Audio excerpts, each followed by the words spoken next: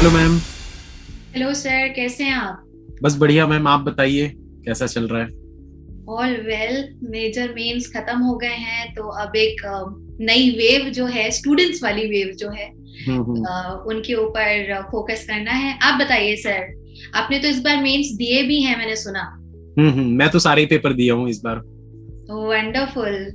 बहुत कुछ SBI. Surprising था। जी मैम। बहुत कुछ सरप्राइजिंग था सर इस बार। सरप्राइजिंग तो मैम सिर्फ एक ही चीज थी, वो था जीके, जो कि होश उड़ा दिया मतलब स्टूडेंट्स का। हालांकि मैं तो जीके पढ़ नहीं रहा हूँ, तो मैं तो वो सेक्शन स्किप करता हूँ। मैं बस जीके के सेक्शन में बैठकर काउंटिंग करते रहता हूँ, कितने बैंकिंग अवेयरनेस के आए, कितने करंट अफेयर्स आए, कितने स्टैटिक आए, ताकि स्टूडेंट्स को पता चल सके। तो काफी मतलब स्टूडेंट्स का ये कहना था कि बहुत सरप्राइजिंग टाइप जीके आ रहा है। और जीके का जो कट ऑफ मैंने देखा आरआरबी क्लर्क का, 1 नंबर। मैं वही सोच रहा था कि मतलब मतलब इतना हार्ड कैसे, इतना डीप में पूछा जा रहा है, कैसे क्या होगा आगे जाके। What do you think sir कि अब चीजें चेंज हो रही हैं? जैसे अगर मैं इंग्लिश की बात करूं तो हम्म पहले बच्चा ऐसे पूछता था कि मैम एरर कर लेते हैं, आरसी कर लेते हैं तो हम्म कुछ नहीं तो कट ऑफ क्लियर हो जाएगा। बट अभी तो ऐसे ऐसे पेपर भी सेट हुए हैं जिसमें एरर दिया ही नहीं है, बाकी दे दिया है। हम्म हम्म आरसी एक अकेला है जो कि कंसिस्टेंट आया है। हम्म आपने आपके सब्जेक्ट में भी देखा होगा। So I think now time is changing, काफी कुछ बदलाव पैटर्न्स में आ चुका है। हाँ, बदलाव तो मैम काफी सारे आए हैं। 2015 के एंड से मैं सारे पेपर देते आ रहा हूँ, और मैंने बहुत सी चीजें चेंज होते हुए देखी हैं। कि पहले मतलब रीजनिंग में बहुत इजी सवाल आते थे, फिर उसका पैटर्न धीरे धीरे चेंज होता गया। क्वांट में बहुत इजी सवाल आते थे, फिर उसका भी पैटर्न धीरे धीरे चेंज होता गया। अब एग्जामिनर के पास कुछ नहीं बचा, तो उसने जीके में मतलब अब जीके के पीछे पड़ गए हैं वो हाथ धो के। हाँ। Hello, everyone, and welcome to this episode of Knowledge Fight. Today, we have with us two educators of Unacademy competing in the Knowledge Fight. We have with us Niharika John Mehra ma'am and Ankush Lamba sir from the banking category on Unacademy. Welcome to the Knowledge Fight. Let me explain to you the rules of the Knowledge Fight. The Knowledge Fight will consist of 10 categories within which each member gets to ask one question. For every correct answer, you will get a plus 20. For every incorrect answer, you will get a minus 10. No points will be deducted if you pass a question. We will start this knowledge fight with a game of best of 3, and whoever wins this game will be awarded a plus 10 to start with. So, are you guys ready for the knowledge fight? Alright, so to get started with this game of best of 3, to answer the question, you have to say, let's crack it. Alright, so my first question to the both of you is, what is the longest river in India? Let's crack it. Yes, Niharika ma'am. It's River Ganga. Yes, that's a plus 10 for Niharika ma'am. So, guys, the next question is, which is the longest running movie in Bollywood history? Let's crack it. Yes, sir. दिल वाले दुल्हनिया ले जाएंगे। Yes, sir. That is absolutely the correct answer. So, the score is tied right now. So, here is your third question. Who was the first president of India? Let's crack it. Yes, Niharika ma'am. Dr. Rajendra Prasad. Yes, absolutely. That is the correct answer.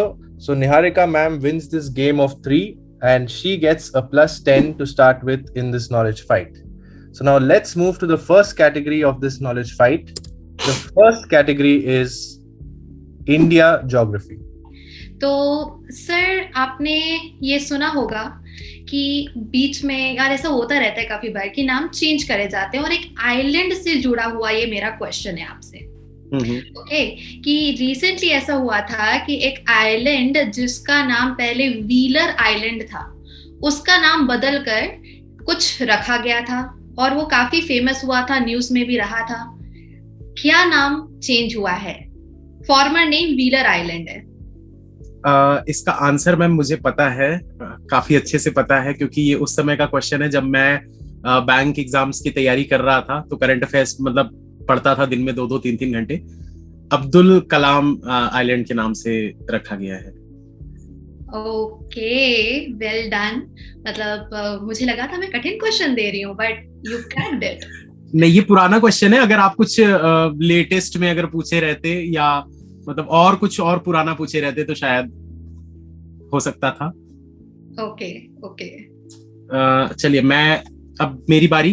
तो आपसे सबसे पहले ma'am मैं ये पूछना चाहता हूँ कि आप घूमना पसंद करते हो? Of course. किस टाइप की जगह जाना पसंद करते हो, मतलब बीच साइड या हिल स्टेशन? ठंडी जगह, हिल स्टेशन, ठंडी जगह, और जहाँ स्नो वगैरह देखने को मिल जाए तो क्या बात है। चलिए तो कुछ क्वेश्चन ऐसा पूछा जाए आपसे जो इसी से रिलेटेड हो। तो इंडिया का मिनी स्विट्जरलैंड किसको कहा जाता है? कौन सी जगह को कहा जाता है? ये मैंने कहीं सुना है, ऑफ कोर्स मैं गई नहीं हूँ, मैं चाहती हूँ जाना, लेकिन I have not visited. It starts with के। क के आगे मेरे को याद नहीं आ रहा है। Somewhere it's I think in the Himachal. Is it Khajjiar या खजियार हिल स्टेशन?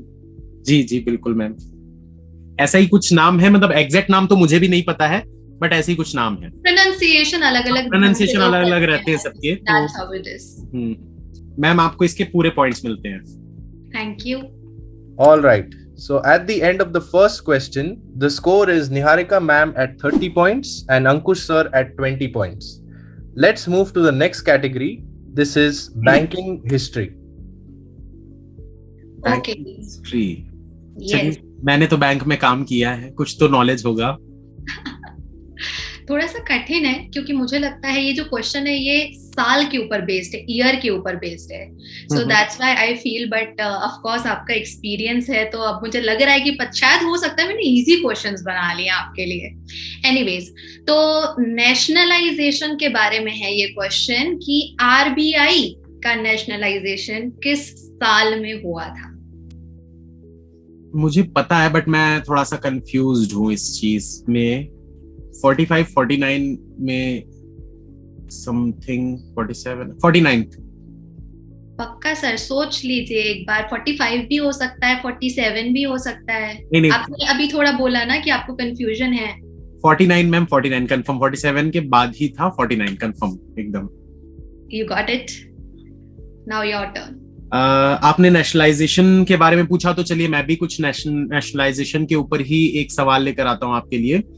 तो जब नेशनलाइजेशन, जब बैंक का 1969 में नेशनलाइजेशन हुआ था शायद फर्स्ट फेज, तो उस समय प्राइम मिनिस्टर कौन थे इंडिया के? आपने बोला 1969। ओके, उतना पुराना, इट्स द फेज। ओके, मैं थोड़ा मूवीज से कनेक्ट कर रही हूँ, खुद को सीरियल्स जिनके नाम नहीं ले सकती उसके पहले रिवर्स में जा रही हूँ। बहुत आसान है मैम, बहुत आसान है।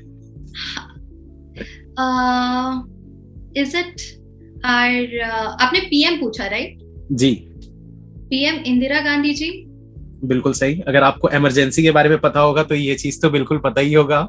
यस यस यस, एक बार जस्ट मैं बैक ऑफ माय माइंड उसको क्रॉस चेक कर रही थी क्योंकि मुझे लगा कि इतना भी मुझे आता है, और उस बात को लेकर मैं सरप्राइज हो गई थी कि मुझे आता है ये चीज।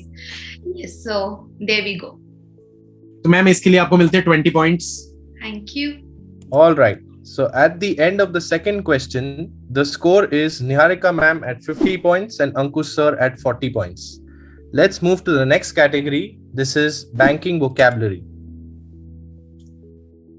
ओके, वैसे मैं एटीएम का मीनिंग नहीं पूछूंगी अगर सर आप सोच रहे हैं कि मैं इतना आसान पूछूंगी, लेकिन आप ऑलरेडी सब कर चुके हो, एग्जाम दे चुके हो, तो मुझे तो ऐसा लग रहा है स्टार्टिंग से कि पहले से आप सब कुछ जानकारी के साथ में बैठे हुए हैं। खैर, हाँ, बैंकिंग के बारे में मैम बहुत नॉलेज, बहुत मैम, क्योंकि क्या होता है कि जब हम बैंकिंग अवेयरनेस पढ़ते हैं तो शायद उतनी नॉलेज नहीं रहती, लेकिन बैंक में जब जाके काम करते हैं वो चीजें प्रैक्टिकली होती है हमारे सामने, तो वो चीजें याद रह जाती है।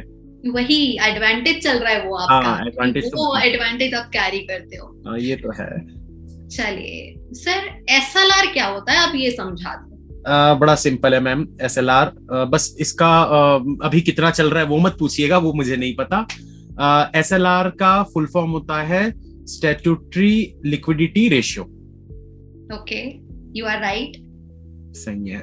और इसका अभी रेट जो चल रहा है आई थिंक 18 अप्रॉक्स समथिंग कुछ चल रहा है, एग्जैक्ट मुझे नहीं पता क्योंकि मैं करंट अफेयर्स अभी नहीं कर रहा हूं। तो ओके ओके, पर इतना भी आपने बताया, that's great. So you also get +20। Thank you. तो आपके लिए एक क्वेश्चन, आपने मैम ये तो सुना होगा कि हम आजकल बहुत जल्दी जल्दी, मतलब ये जैसे जैसे जनरेशन आगे बढ़ते जा रही है, तो फंड्स मतलब जितने भी हैं, हम जो भी मनी ट्रांसफर वगैरह करते हैं, तो वो इलेक्ट्रॉनिकली होने लग गया है। तो इस पर बेस्ड ही मैं एक क्वेश्चन आपसे पूछ लेता हूँ, बड़ा सिंपल सा है। EFT का फुल फॉर्म क्या होता है? This one is easy, electronic funds transfer. पहले मैंने सोचा NEFT पूछ लेता हूँ। मुझे मुझे लगा कि आपने ना जो ओपनिंग कर दी मुझे, तो आपने शायद ना चाहते हुए मुझे हिंट दे दिया कि अब मुझे अपना दायरा जो है, डोमेन इतना ज्यादा सोचना नहीं था, आप बता ही दिए थे मुझे। मैंने सोचा था कि मैं NEFT पूछ लेता हूँ शायद, क्योंकि EFT तो उसमें से 2 वर्ड्स तो मैंने बोल दिए थे पहले ही, तो मैंने वही। सोचा कोई नहीं सर, अब मुझे दे दीजिए +20। चलो +20 आपके हो गए। Okay. Chalo, great.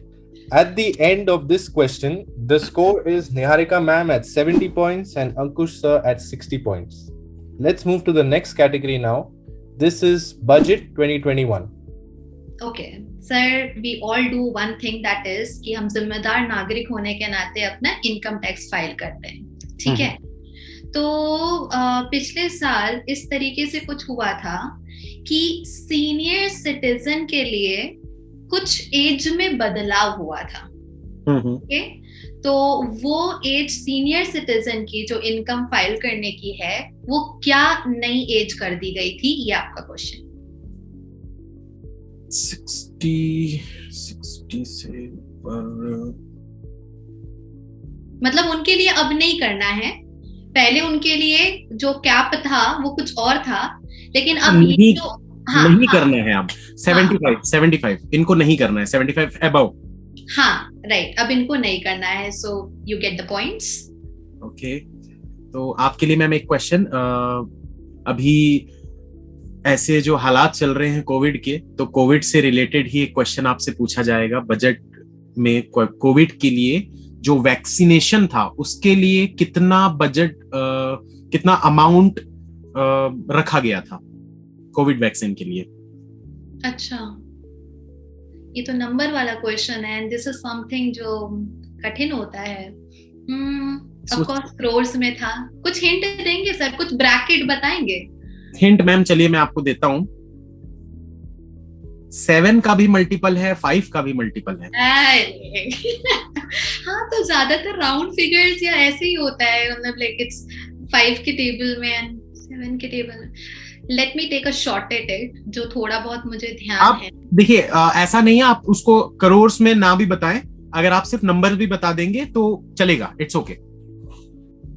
35 7 into 5 5 into 7 35,000 crore. सही है, बिल्कुल सही है।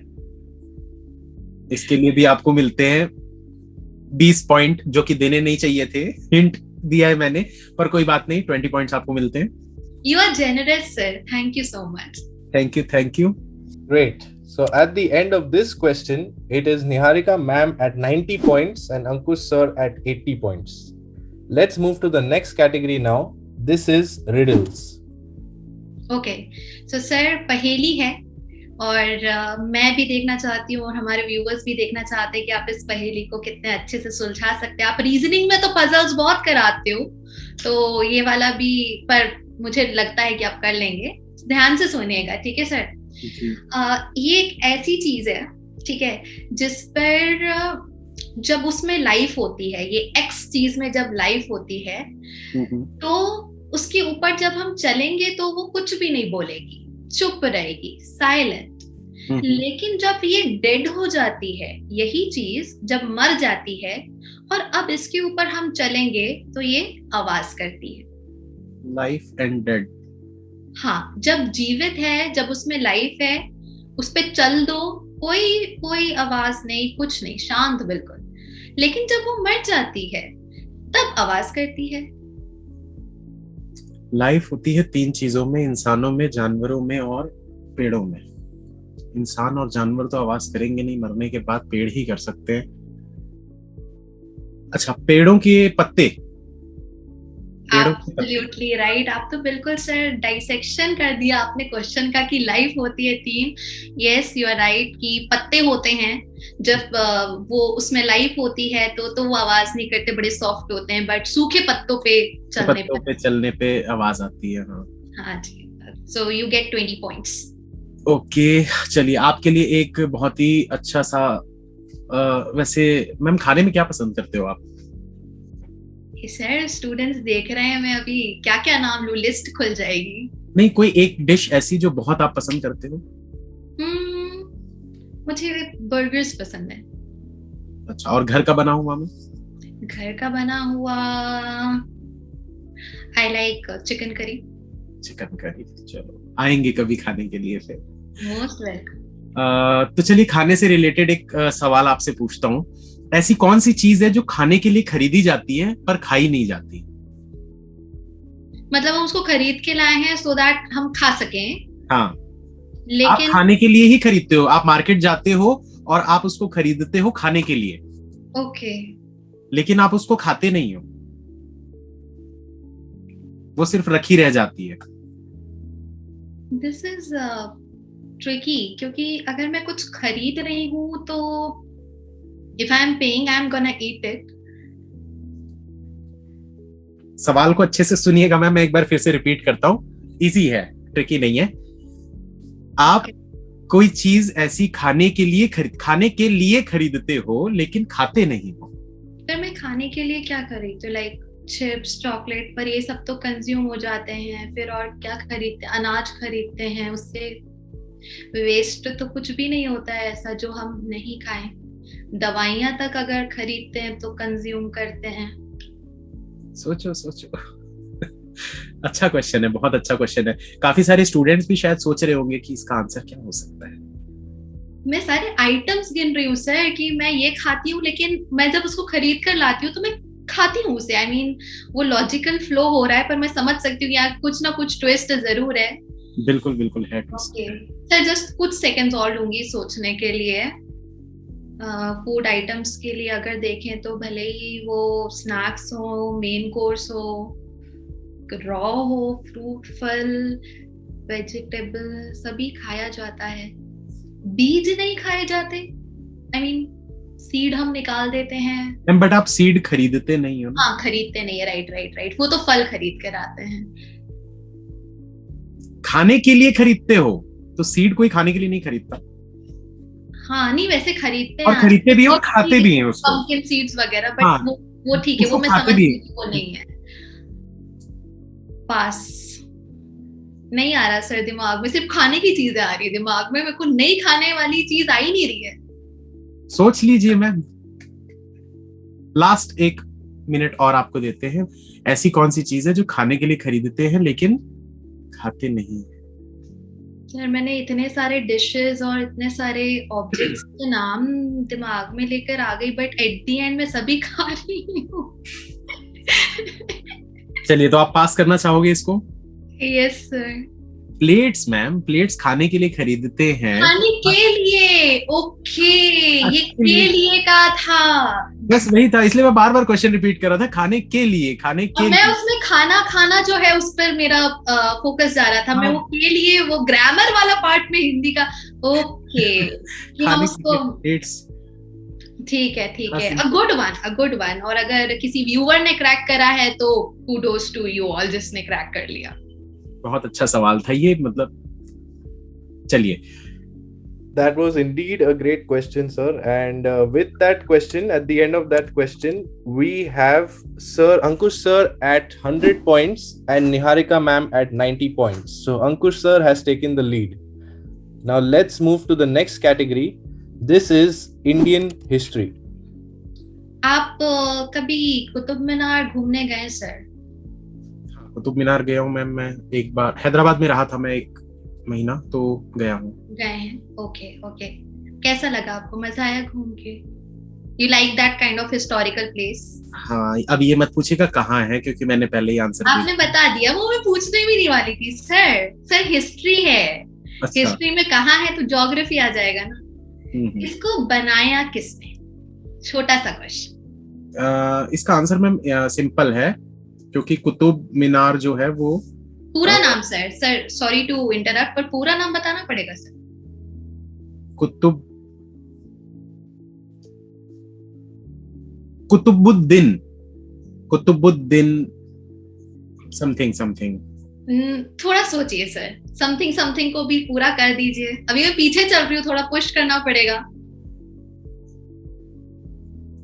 मैम याद था, मैं भूल गया, मुझे याद था नाम, फिर लेकिन से नाम ले दो पूरा, मतलब हो सकता है शायद फ्लो में आप कंप्लीट कर दो। इतना सही है, कुतुबुद्दीन सही है। कुतुबुद्दीन 50% आंसर अभी सही है आपका। मैम नहीं याद आ रहा मुझे वो। सर मैं आपको एक हिंट ड्रॉप करती हूँ, क्योंकि आपने भी मुझे पहले एक क्वेश्चन में हिंट दी थी। ये जो आप एक नाम भूल रहे हो जो कंप्लीट करेगा, उसकी एंडिंग क से होती, क। मैम वो मुझे याद आ रहा है, प्रोनाउंसिएशन उसका याद आ रहा है, बक करके, बट वो सबक है या ऐसा कुछ था। कुतुबुद्दीन ऐबक, कुतुबुद्दीन ऐबक। वेरी गुड, अब आपने कंप्लीट कर दिया है। सो सर अभी हमारा बराबर हुआ, एक वो पहले वाले का हिंट और अभी ये hint. I think we are equal now. हाँ हाँ बिल्कुल बिल्कुल। You get +20। क्या पूछूं हिस्ट्री में? हिस्ट्री के बारे में तो मुझे ज्यादा जानकारी है नहीं, थोड़ी बहुत है, बट क्वेश्चन अगर पूछना चाहें तो बड़ा सिंपल सा ही मैं पूछ सकता हूँ। नेशनल सॉन्ग फर्स्ट टाइम कब प्ले किया गया था, कब गाया गया था, मतलब फर्स्ट टाइम नेशनल सॉन्ग? ये मुझे याद है कि ये कोई सा कांग्रेस का सेशन था, क्योंकि ये मैंने कई बार बच्चों को भी पढ़ाया है ये हिस्ट्री के पार्ट में, पर्सनल होम ट्यूशंस में। सो समथिंग दैट मैंने सीखा भी है, सिखाया भी है। पर कब एज इन आप क्या साल पूछना चाह रहे हैं मुझसे या? हाँ मैम, ईयर। ओके। या जगह भी अगर आपको पता है आप जगह बता दीजिए या ईयर बता दीजिए, दोनों में कुछ भी चलेगा। ये हुआ था आई थिंक सर 1895-96 कुछ है। रुक जाओ मैं सोचती हूँ। सेशन था, कांग्रेस सेशन था। अच्छा मैं I am gonna go with one, I am still not sure. It's 1896 का जो नेशनल कांग्रेस का सेशन था। 1896 95 तो नहीं है। I am just confuse in दोनों में। मेरा 9। शिट मैम, सही हो यार, आप सही हो। अरे यार सर, मैं अभी बदल देती थी, मैं बोल देती थी आपको कि आप मत लॉक करो मेरा आंसर, मैं चेंज कर रही हूँ। सही हो, आगे निकल गए। आपको मिलते हैं 20 points. Thank you. Great. So at the end of that question, we have Ankush sir at 120 points and Niharika ma'am at 110 points. Let's move to the next category now. This is Olympics 2020. So अभी Olympics में India ने काफी नाम कमाया है, and don't worry कौन gold लेकर आया, मैं आपसे इंडिया में ये नहीं पूछने वाली हूँ, क्योंकि हर एक को रटा हुआ है वो। मैम वो तो ठीक है, लेकिन जो एग्जाम में क्वेश्चन पूछा गया था ना, वो ये पूछा गया था कि जेवलिन थ्रो के जो मतलब जेवलिन था उस भाले का वेट बताइए। बच्चे परेशान, वेट कौन याद रखता है। खैर मुझे भी ऐसे ही टफ क्वेश्चन बनाना था, बट मैंने थोड़ा इजी वाला बनाया है, बिकॉज समथिंग आई वांट कि हम सभी एक बार रिवाइज कर लें इफ पहले से पता है। तो टोटल हमने कितने मेडल्स जीते इस बार ओलंपिक्स 2020 में, प्लस एक मतलब ये 2 पार्ट क्वेश्चन है, और ब्रॉन्ज कितने लेकर आए हैं हम। पहले तो टोटल सर, टोटल हमें कितने मिले हैं गोल्ड, सिल्वर और ब्रॉन्ज मिलाकर? ये मैम मैंने ऐसे याद किया था, हाफ हाफ हाफ करके। मैंने आप तो पेपर देने गए थे। ओके करा ही होगा फिर तो। मैंने पेपर देने गया था, और मैं असल में क्या है, स्टूडेंट्स के साथ मतलब बैठ के करंट अफेयर्स कर रहा था, तो मैंने उनको एक तरीका बताया था, हाफ हाफ हाफ। तो वो मुझे अभी भी याद है कि गोल्ड तो 1 आया था, तो जिसका हाफ है 2 उतने थे सिल्वर, और वो जिसका हाफ है वो ब्रॉन्ज, यानी कि 4। तो टोटल 4 5 6 7 7। गुड। सो टोटल 7 आए हैं। ऑफ कोर्स आधा आधा होता गया, अगर मैं डिक्रीजिंग में बोलूं तो ब्रॉन्ज 4 थे, उसका आधा 2 सिल्वर और सिल्वर 2 और उसका आधा 1। Great, good sir, +20। चलो बहुत आगे निकल गए अभी तो। अब एक क्वेश्चन मैं आपसे ऐसा पूछ लेता हूं ताकि और आगे निकल जाऊं। देखते हैं आपको नाम पता है कि नहीं। बैडमिंटन वुमेन्स में सिंगल्स किसने जीता है? अच्छा, द वन जिसमें हमारे पास भी आया है बट गोल्ड नहीं आया है। तो जीता एज इन की गोल्ड कौन जीता है? देखो ये मुझे याद है कि it was China, but the persons name it's a tough one.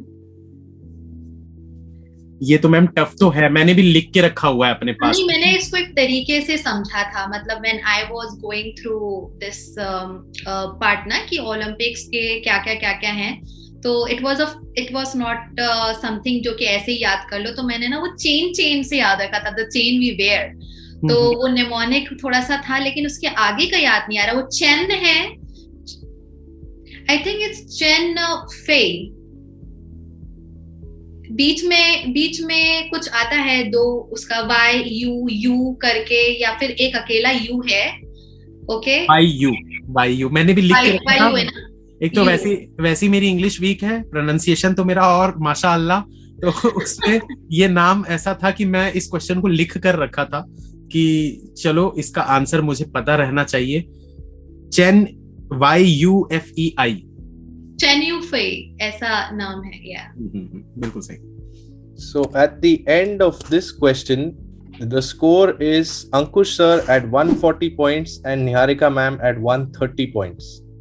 Let's move to the next category. This is maths. Okay sir, so ये फन वाला क्वेश्चन है अगेन है, ठीक है।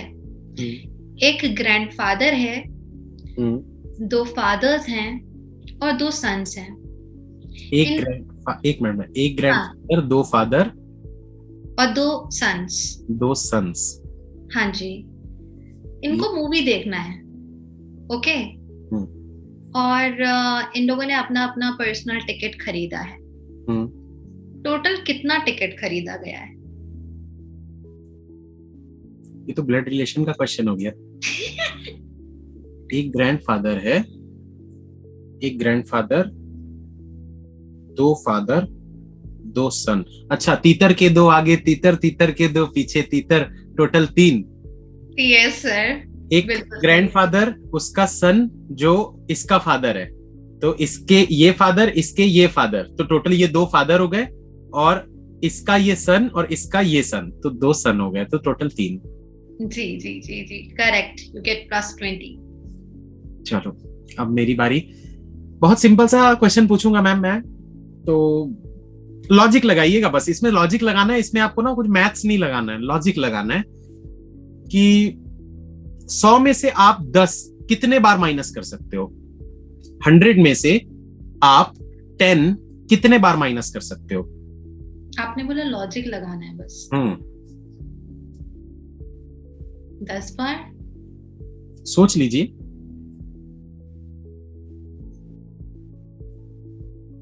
जितनी बार मैं चाहूं उतनी बार कर सकती हूँ क्या? सोचिए सोचिए सोचिए, फाइनल आंसर दीजिएगा आप। जो भी आप देंगे फाइनल आंसर होगा।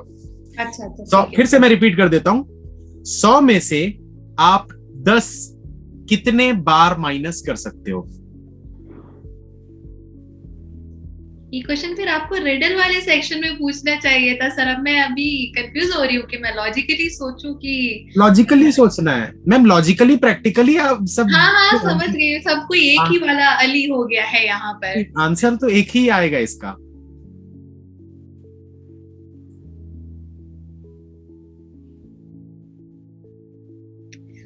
जितनी बार मैं चाहूँ। फाइनल? हाँ, जितनी बार मैं चाहूँ या 10? सर अब आप कंफ्यूज कर रहे हो। अभी माइनस में भी तो आंसर आ सकता है ना, कि नहीं आ सकता? माइनस में नहीं, चलिए हिंट दे देता हूँ, माइनस में आंसर नहीं आ सकता। 100 में आप कितने बार 10 माइनस कर सकते हो? अच्छा मैं आपको मैम एक और हिंट देता हूँ। नहीं, 100 में से 10 में एक बार माइनस करूंगी। कैसे? क्योंकि एक बार मैं 100 में से 10 माइनस कर दूंगी, फिर तो मैं नेक्स्ट टाइम 90 में से 10 माइनस करूंगी ना। बिल्कुल सही लॉजिक पकड़े हैं आपने। इतनी देर से मतलब बस मैं वही बोल रहा था, लॉजिक लगाना है, लॉजिक वाला क्वेश्चन था। 100 में से 10 कितने बार माइनस? एक बार माइनस, उसके बाद तो आप 90 में 10 माइनस करोगे, फिर 80 में 10 माइनस करोगे। हाँ, हुआ क्या मैं आपको बताती हूँ। क्योंकि पिछली बार मैंने जिस शब्द को नहीं सोचना था वो खाने वाला सोचती गई, और के लिए को मैं भूल गई, तो अब मैं ओवरथिंक करने बैठ गई, जो हमारे बच्चों के साथ भी बहुत होता होगा। इट्स समथिंग जो किसी भी ह्यूमन के साथ पॉसिबल है। बिल्कुल। तो उस चक्कर में, और मैंने पहले सोचा था ये, फिर मुझे लगा कि नहीं सर ने बोला है तो हो सकता है कि कुछ इसमें एक्स्ट्रा कुछ ऐसा हो जो जानबूझकर खोद कर निकालना है, बट कि it was hiding in plain sight. तो यस, फाइनली +20 पॉइंट्स आपके। Great. So at the end of the 8th question, the score is Ankush sir at 160 points and Niharika ma'am at 150 points. We now move to the 9th category. This is computer fundamentals. So ma'am आपके question पूछने से पहले मैं ये बोलना चाहता हूँ कि मैं कंप्यूटर साइंस में इंजीनियर रह चुका हूँ। अच्छा वाला सवाल करिएगा। ठीक है, ठीक है। पर सर मैं एक ऐसा सवाल करूंगी जो कि विद अ ट्विस्ट है, और मेरे ख्याल से हमारे जितने व्यूअर्स हैं उन लोगों के लिए भी कंप्यूटर से जुड़े जब क्वेश्चन आते हैं तो इसमें बहुत मदद हो जाएगी। क्योंकि जब मतलब ऐसा हुआ है कि ये क्वेश्चन कहीं ना कहीं मुझे पुराने समय में कंफ्यूज करा है, तो अब आई वांट कि जो क्लैरिटी मुझे आई वो बाकियों को भी आए। सिंपल आपको बताना है कि माउस किस प्रकार का डिवाइस होता है, हम उसे कौन सा डिवाइस बोलते हैं। इसमें मैम इसका आंसर तो मुझे पता है, बहुत अच्छे से पता है, लेकिन मैं थोड़ा सा एक्सप्लेन करना चाहूंगा क्योंकि बहुत से लोगों को इसके बारे में गलत फहमी होती है। काफी लोग बोलते हैं कि माउस एक हार्डवेयर डिवाइस है, बट हार्डवेयर सॉफ्टवेयर वो उसको डिवाइस नहीं पूछा जा रहा है। डिवाइस मतलब क्या होता है, जैसे हम बोलते हैं इनपुट डिवाइस, आउटपुट डिवाइस, तो काफी सारे लोग माउस को इनपुट डिवाइस की कैटेगरी में लेते हैं। अगर आप ये सवाल पूछोगे तो 80 to 90% लोग आंसर यही करते हैं, इनपुट डिवाइस। और ये चीज मेरे साथ हुई थी एग्जाम में कि जब हमारा एग्जाम हुआ था और उसके मतलब इनपुट डिवाइस हम मार्क करके, मतलब मैं भी इनपुट डिवाइस ही मार्क किया था, और जब वापस आया था तो सर ने मतलब बताया था कि माउस इनपुट डिवाइस नहीं होता है, माउस एक पॉइंटिंग डिवाइस होता है। क्योंकि हम माउस से कोई इनपुट देते नहीं है। काफी लोग यहाँ पर बोलेंगे कि नहीं माउस से तो हम इनपुट देते हैं, बट ऐसा नहीं होता है। जैसे कीबोर्ड से हम क्या करते हैं, इनपुट देते हैं, कोई की प्रेस करते हैं तो वो चीज इनपुट है, वो जा रही है। बट माउस से सिर्फ हम पॉइंट करते हैं कि ये करना है, ये करना है, मतलब हम सिर्फ क्लिक्स करते हैं, हम कोई इनपुट नहीं देते हैं उससे। तो पॉइंटिंग डिवाइस होता है माउस। बिल्कुल सही, और यही ट्विस्ट था जिसके बारे में मैं बात कर रही थी। क्योंकि इन पास्ट मुझे भी यही कंफ्यूजन रहा है, बट नाउ आई बिलीव कि ये अगर क्वेश्चन आ जाता है तो हमारे स्टूडेंट्स एटलीस्ट उसको गलत करके नहीं आएंगे एग्जाम में। बिल्कुल। Your turn sir, you get +20। Question बड़ा सिंपल सा है। चीता, जैगवार, ये सब कौन से ऑपरेटिंग सिस्टम है? This is an easy one. आप मैम आप कौन सा ओएस यूज कर रहे हो वैसे? इसलिए मुझे पता है। अरे यार पहले पूछ लेना चाहिए था, गलती कर दी। आप कौन सा? आपने रिवर्स ऑर्डर कर दिया है। सो ये मैक ओएस है, क्योंकि इन्हीं के नाम सारे ये जैगुआर, चीता, प्यूमा, पेंथर, ये सारे जो नाम है स्पीड दर्शाने वाले एनिमल के, वो मैक ओएस में यूज करे जाते हैं। मुझे पहले पूछ लेना चाहिए था आप कौन सा यूज करो। क्या मैं अभी जस्ट मैक मैं यूज करना स्टार्ट किया हूँ, तो मुझे लगा शायद नहीं पता होगा, क्योंकि मुझे भी नहीं पता था पहले ये चीज। मुझे लगा नहीं पता होगा, बट शायद आप पहले से यूज कर रहे हो। User advantage. हाँ, यूजर एडवांटेज। चलिए आपको मिलते हैं 20 points. Fantastic. So at the end of question 9, the score is Ankush sir at 180 points and Niharika ma'am at 170 points. We now move to the last category. This is idioms meaning.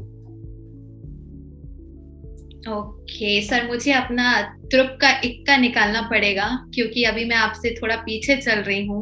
जीत गए and ma'am, आई आप जीत गए। और अरे sir पहले ही मैं बोल दे रहा हूँ, जीत गए आप, मैं नहीं जीत सकता। क्योंकि ये है मेरे एक्सपर्टी का क्वेश्चन, और उसमें से भी मैं थोड़ा आपको टफ दूंगी क्योंकि अब थोड़ा सा गेम के बारे में हो गया है। तो थोड़ा रेयर है, शायद आपने सुना हो, बॉब्स योर अंकल।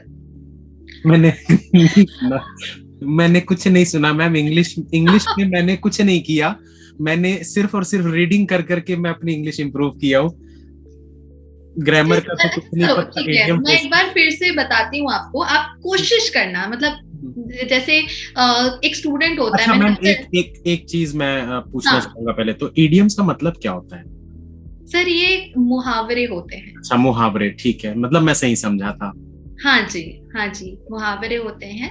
तो idioms। जब कुछ इंसिडेंट ऐसे होते हैं जहां पर कहा जाता है bobs your uncle, BOB, Bob नाम सुना है ना आपने, बॉब? अब हाँ। हाँ, तो उसमें अपोस्ट्रोफी एस लगा दो, बॉब्स योर अंकल, हमारे अंकल आंटी वाला अंकल।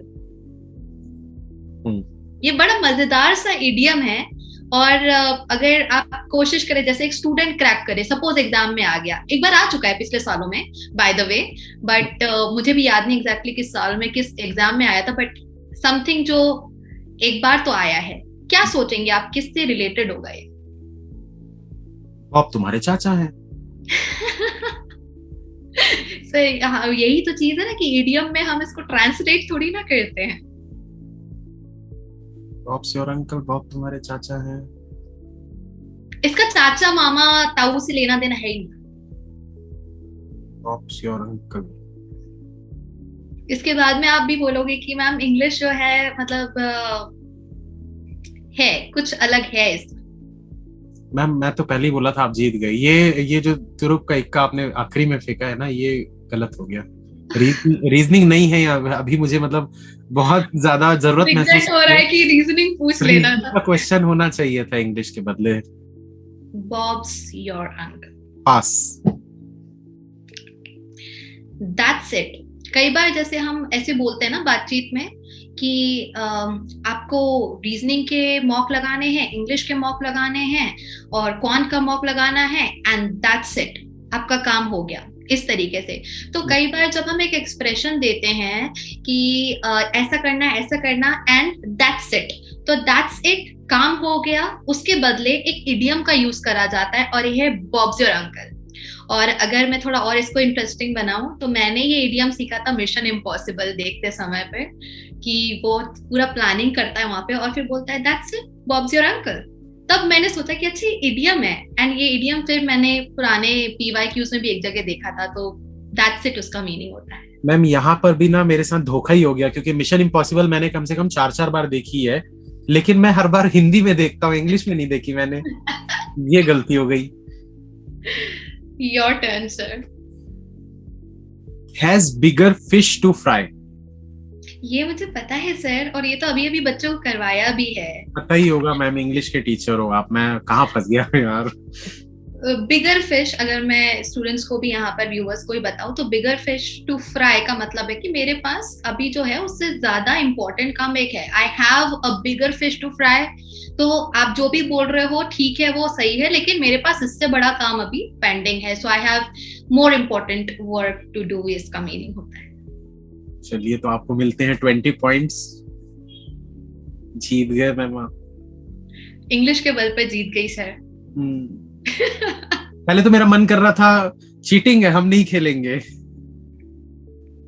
ठीक है, आपने थोड़ा सा काइंडनेस शो करी, I am thankful for that.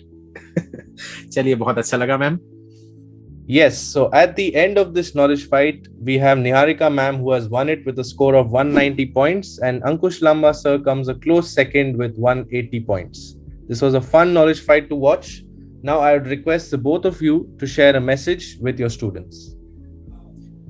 तो दोस्तों, वैसे तो मैं आज हार गया, लेकिन इस हार से भी मुझे कुछ सीखने को मिला है। तो इस पर एक लाइन्स हैं जो मैं हमेशा आप लोगों को कहते आता हूँ, तो वो चीज मैं दोहराना चाहूंगा आप सभी के लिए। क्यों डरें कि जिंदगी में क्या होगा, क्यों हर वक्त सोचें कि बुरा ही होगा, बढ़ते रहें बस अपनी मंजिलों की ओर, कुछ ना भी मिला तो क्या, एक तजुर्बा तो नया होगा। तो मुझे एक तजुर्बा मिला यहाँ पर आके, और भले हार गए, ठीक है, थोड़े बहुत पॉइंट से ऊपर नीचे चलता है। लास्ट जाते जाते दोस्तों आप सभी को यही बोलना चाहूंगा कि मेहनत करते रहिए। मेहनत जितनी ज्यादा आप मेहनत करेंगे, इस पर भी एक लाइन है, वो भी मैं बोल देता हूं कि कर्म करो तो फल मिलता है, आज नहीं तो कल मिलता है। कर्म करो तो फल मिलता है, आज नहीं तो कल मिलता है। जितना गहरा हो कुआं उतना मीठा जल मिलता है। तो ये चीज है दोस्तों, मेहनत जितनी ज्यादा करोगे उतना मीठा फल आपको मिलेगा। All the best, you can and you will. So my dear viewers, my students, सबसे पहले थैंक यू सर, मजा आया मुझे काफी इस नॉलेज फाइट में। और एक चीज जो मैंने यहीं कहीं सीखी है, मैं उसको हाईलाइट करूंगी कि एक क्वेश्चन में मैंने ओवरथिंक करा जो लॉजिकल मैथ्स रिलेटेड था, और आई थिंक ये एक ऐसा स्ट्रगल है जो हमारे सभी स्टूडेंट्स एस्पिरेंट्स फेस करते ही हैं। एंड ऑफ द डे कहीं ना कहीं हम ओवरथिंक कर ही देते हैं। तो मेरा मैसेज आप लोगों के लिए है कि आप अपने कंसेप्ट्स को और स्ट्रॉन्ग करो, अपने बेस फाउंडेशन को इतना स्ट्रॉन्ग करो कि ये ओवरथिंकिंग वाला जो चीज है वो अपने आप चला जाए। That is the message for you. And something जो आपको रोज याद रखना है वो है परसिवेरेंस। गिव अप नहीं करना है। जो सर ने जैसे लाइन बोली कि फेलियर्स आते हैं लेकिन हर एक फेलियर से हम कुछ सीख सकते हैं। तो आप लोगों के लिए एक नया सेशन शुरू हुआ है, सारे मेंस अभी खत्म हो गए, एक नया सत्र जो है अब रहेगा, एग्जाम्स का नया सीजन आ रहा है। तो आप लोग भी गिव अप बिल्कुल मत करिएगा, एंड मेक श्योर कि जो भी पुरानी गलतियां हुई हैं आप उनसे अब उभरो, करेक्ट दोज मिस्टेक्स, और उन्हें रिपीट अभी नहीं करना है। So that's it. All the best to all of you. Let's crack it.